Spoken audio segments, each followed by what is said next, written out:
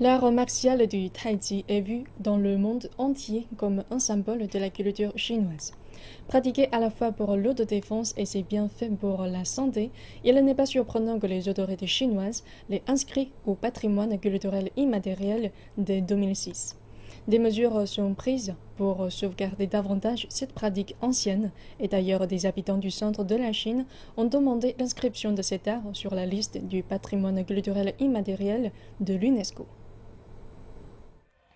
L'inscription du tai chi fait suite à une campagne d'une dizaine d'années menée par des habitants du village de Shenjiagu dans la province du Henan.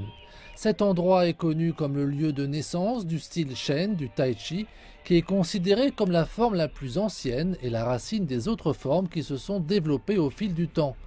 Il a commencé comme un art martial dans les années 1370 par Shen Bu pour protéger les villageois contre les bandits.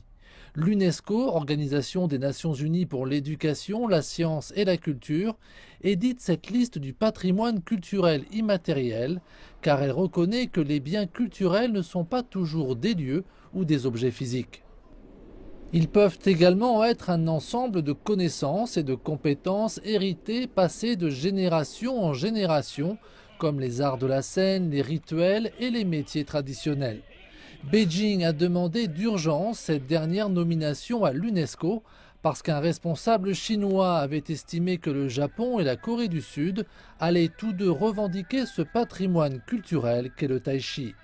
Auparavant, il y avait eu un problème avec la Corée du Sud après que le festival d'Anoge de Gangneung a gagné cette reconnaissance en 2008, en dépit de sa similitude avec le festival du bateau dragon en Chine.